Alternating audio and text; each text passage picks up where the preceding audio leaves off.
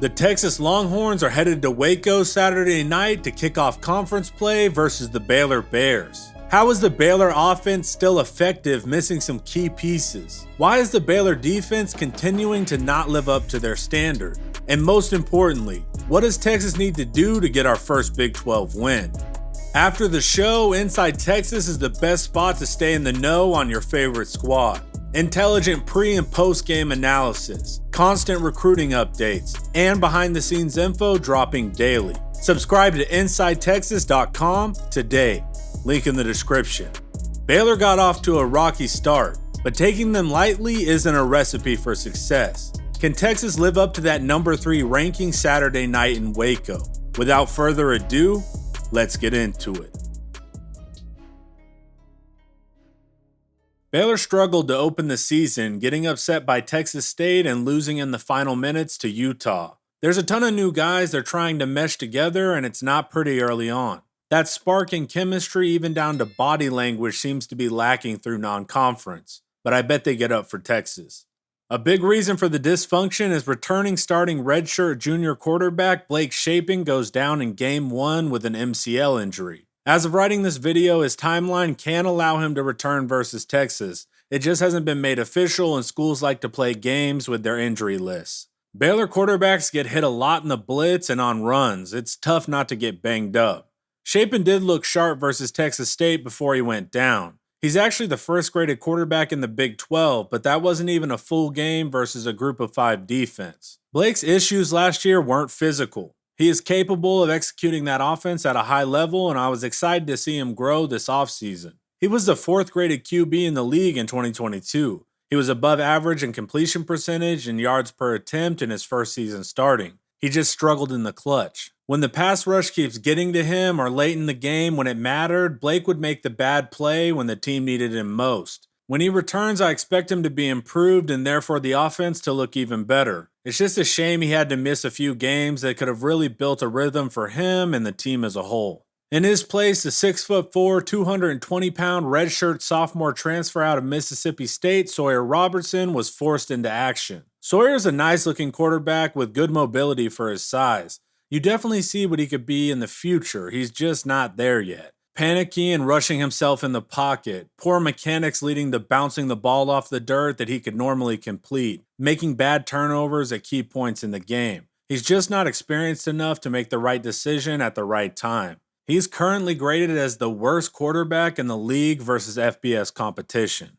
But the true core of the Baylor offense is that east-west running game. The outside zone stretch style of play allows their linemen the ability to get horizontal displacement, creating more opportunity for cutbacks from the running back room. They love the misdirection aspect of it, sending motions the opposite way of their run flow, pulling guards, allowing the quarterback to bootleg or pull the ball off of it, and just generally testing the eyes and the gap discipline of opposing defenses.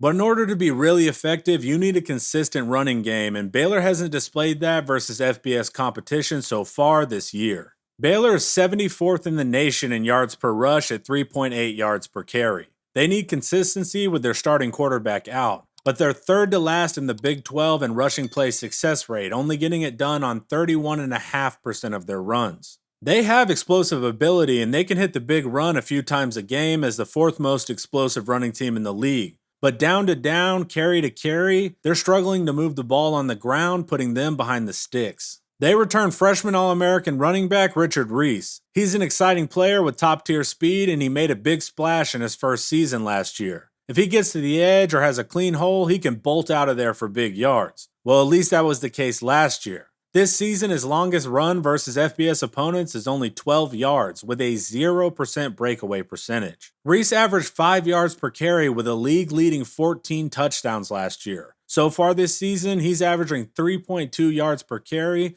with no touchdowns versus FBS competition. He's the 27th graded running back out of 34 Big 12 rushers so far. His small 5'9", 179-pound frame is best used as a complementary back and not the lead horse. And that's why Baylor made a smart decision bringing in Oklahoma State starting running back Dominic Richardson as a transfer. Except he was out the Long Island game with a high ankle sprain, and Aranda said he's unlikely for Texas, but that can always be gamesmanship. Richardson is a year older and most importantly is built for being an every down style back at 6'1", 204 pounds. He wasn't dominant at OK State last year, averaging just 3.8 yards per carry with the league most 3 fumbles. But in 2023, he was getting a bulk of the attempts, averaging 5.2 yards per carry, and providing the most explosive runs with 3 prior to going down. Watch for Baylor to use him on second or third and long on runs to trick you. But overall, he's the 18th graded running back in the Big 12.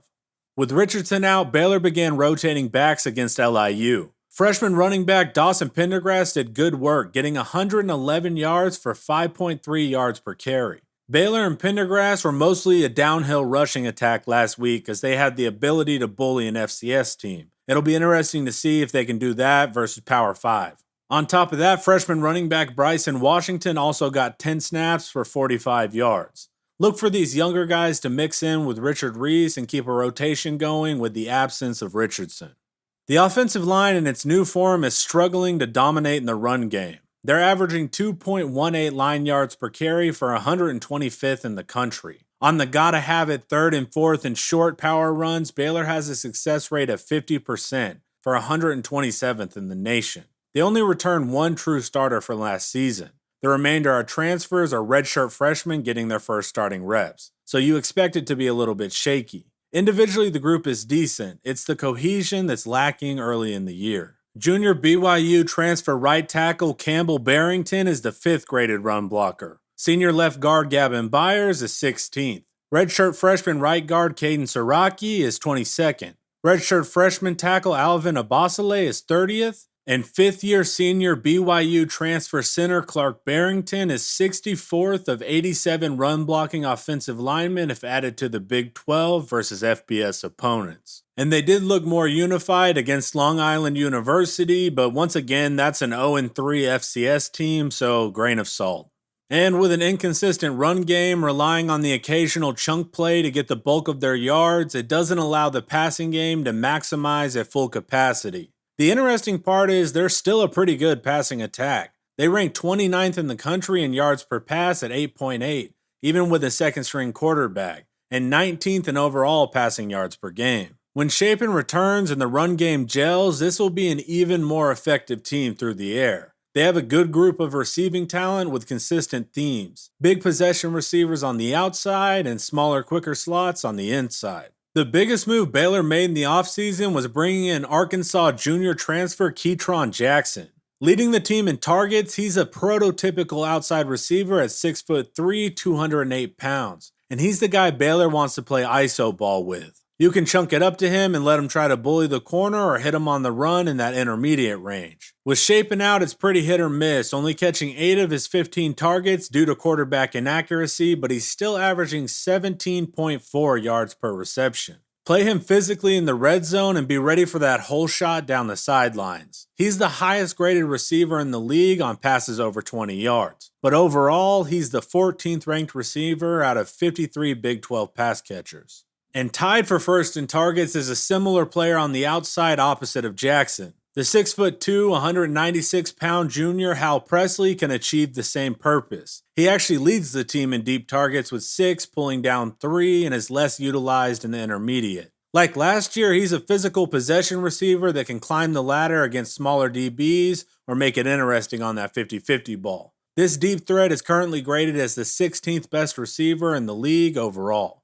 Continuing this trend of big bodies is the 3rd most likely to be targeted. The 6'5", 248-pound senior tight end Drake Dabney. He's a fluid runner with the ball in his hands and a large catch radius. He's done good work for Baylor early, leading the team in touchdowns, averaging a nice 19.4 yards per reception. Baylor does a good job of splitting his touches up. He can be used in the short game on quick third downs, over the middle on a crosser to catch you sleeping, or for the occasional deep shot. He's currently ranked 5th of 16 Big 12 receiving tight ends. And just like Baylor clearly has a type for their outside receivers, they typecast their slots as well. 4th in targets is the 5'10", 197-pound redshirt sophomore Jonah Burton. He has pretty good speed with an 11.2 100 meter, but he's the more technical route runner of the slots. Burton is best utilized in the middle of the field in that 10 to 19 yard range, slipping behind the second level on crossers. He's the third graded receiver at that intermediate range, and this is the part of the field he is most likely to hurt you.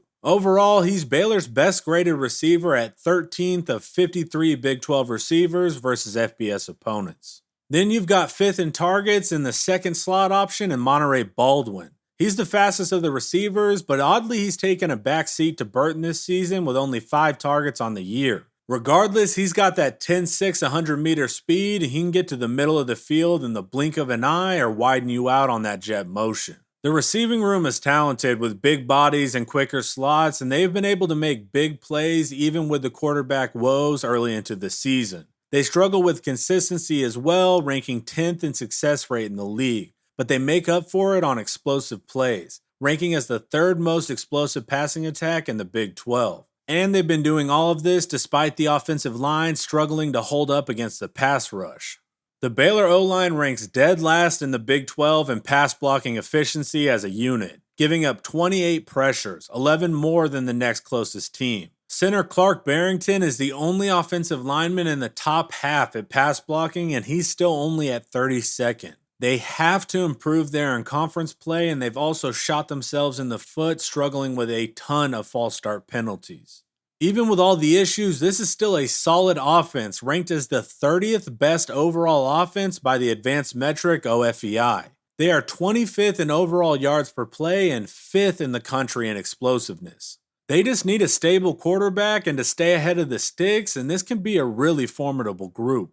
The keys for the Texas defense is to focus on limiting the run. The defensive line is going to get tired running sideline to sideline, so utilize our depth to stay fresh and don't get boxed out on those outside runs. Baylor did show more dedication to downhill runs for LIU, so be aware they could decide to run at us as well. Stay gap disciplined at the linebacker level and don't provide those cutback lanes to keep them off schedule. In the red zone, be ready for the quarterback to pull it and try to score. In the pass rush, you're going up against a struggling offensive line. Get after the quarterback, whoever that may be, and make those hits add up. The Texas pass rush took the game off versus Wyoming. Do not do that versus Baylor and allow those big receivers the chance to make the wow play downfield. The most interesting matchup is the receivers versus our defensive backs. They have big pass catchers on the outside, so let's see who can be more physical. On the second level, don't get lulled to sleep with all the lateral running motion. Be ready for the slots or the tight end to sneak behind you for that needed gain. This offense does get their plays in chunks, so don't be bummed out when they do land the big shot. Just know over the course of the game, their inconsistency has been their undoing. Baylor did play an FCS team last week, so they essentially did have 2 weeks to prep for Texas, and that team will be desperate to not start 1-3. The offense has been the most productive unit statistically. Oddly, it's the head coach's side of the ball that's been the real issue. But before we hit the defense, the sponsor of today's video is Prize Picks. Prize Picks is a skill-based daily fantasy sports app where you can make college football player projections all season long. How does it work? You select 2 to 6 players and choose more or less on their Prize Pick projections. It could be passing yards, rushing yards, receiving yards, and more. And if those players score more or less than their Prize Pick projection, you can win up to 25 times your money on any entry. Just hop on the Prize Picks app or website, go to the college football tab, and check out the player projections. It's a smooth process where you can make your entries in 60 seconds or less with fast withdrawals. It's that easy. As a first-time depositor, use promo code TexasHomer, and you will receive a 100% instant deposit match up to $100. That's double your money up to $100 for your first time. So sign up for Prize Picks, use promo code TexasHomer at sign up, and add even more excitement to your game day. Link in the description. The Baylor defense has been in a funk after their Big 12 championship season, and it's seeming to continue. The top line contour view is Baylor is 86th in the nation for opponent points per game, 79th in giving up yards per play, 96th in opponent points per drive, 94th in defensive success rate, and 111th in giving up explosive plays. Advanced metrics like DFEI give a slightly rosier outlook, ranking them as the 64th overall defense in the nation. So there's some struggles here compared to their defensive success in Aranda's second year. The run defense has been a point of concern. They're 80th in opponent yards per rush and 106th in total run yards per game. They're a physically lighter front than, say, in Alabama, with their interior weighing less than 300 pounds. They do well on the side-to-side stuff, likely due to facing their offense in camp. Utah exposed their issue, which is handling teams running right at them. Utah finally figured that out late in their game, and that's why they made the comeback win. On the interior versus the run, the 6'3", 273-pound Cooper Lands ranks 21st. 6'6", 292-pound Gabe Hall ranks 32nd out of 44 interior run stoppers. This lack of weight can make them easier to move, but also make them harder to get a hold of as well. On the edge, former Texas and Utah State transfer Byron Vaughn is their highest graded rotational run stopper, ranking 28th. Starting defensive end TJ Franklin at 6'5", 270 ranks 32nd. Hybrid outside linebacker starting Jack Kyler Jordan ranks 50th of 52 edge run stoppers in the Big 12.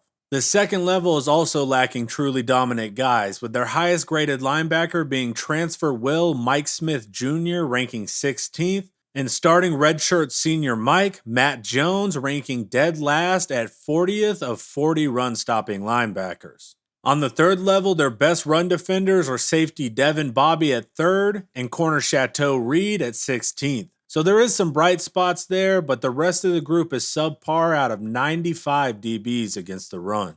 The pass rush is the schematic strength of the Baylor defense due to their simulated pressures in combination with their stunts. A simulated pressure is just when you show a blitz, usually by a second-level defender, then drop a first-level defender like a defensive end back in coverage to cover that vacated zone. It gives the illusion of aggression, but it's actually a safe way to look mean while still covering your 7 zones. But at times they will send 5 with loops and stunts, and Aranda is great at making quarterbacks nervous and forcing offensive lines to check into the wrong pass protection. There's a reason they gave us hell last year in this regard and sacked Quinn 5 times. The interior lacks strong pass rushers. They're more used to open the gaps for the linebackers. So starting interior guys Gabe Hall and Cooper Lands are bottom 10 in the league. Though not dominant, their best pass rusher is rotational edge Byron Vaughn's at 22nd. Starting in TJ Franklin is 25th, and that's it for the top half of 51 edge pass rushers. The second level is a different story though, with Will Mike Smith Jr. grading as the 4th best pass rushing linebacker,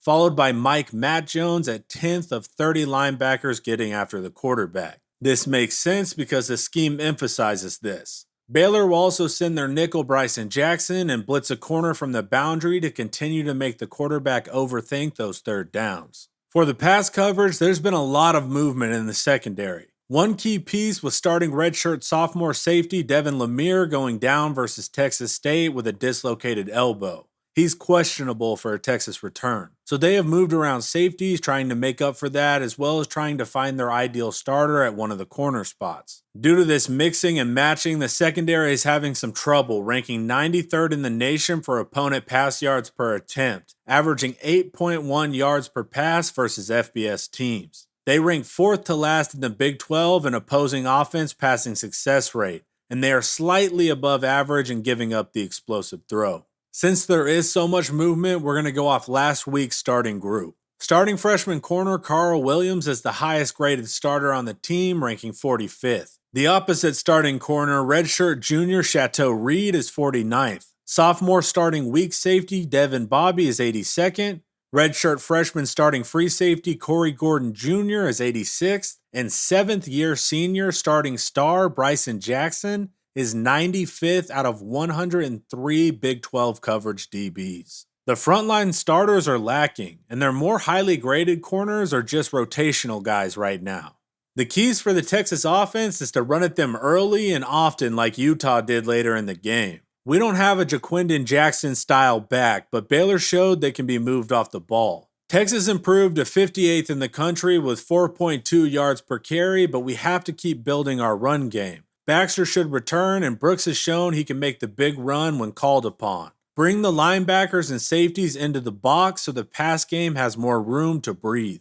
In the past, Baylor is going to do their best confusing Quinn and the offensive line. We need a solid week of prep handling Baylor's trademark pressure style. Be ready for guys to drop into zones you weren't expecting and second-level guys to fire when they didn't show pressure pre-snap. Head on a swivel because Quinn can get squirrely when he gets put on his back. Quinn once again showed a lack of consistency in Wyoming after a stellar Bama game. We need good all the time to get where we want to go. Our receivers have to make the catch and not make a bad situation worse. Teams are starting to put their coverage back to deal with the Worthy, Mitchell, and Sanders combination. But when we do get through, let's see if those deep shots are still connecting.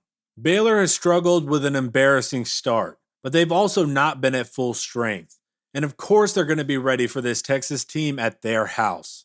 I'm excited to be 3-0 for the first time in a decade, but now is the time when things really start to get challenging in conference play. Can Texas kick a down Baylor team, or do we come out flat and not show our full potential? We will see this Saturday night when the Longhorns head to Waco. Thanks for hanging out. Watch some more of my videos here, and don't forget to like, subscribe, and share if you want to support quality Texas content. As always, hook 'em.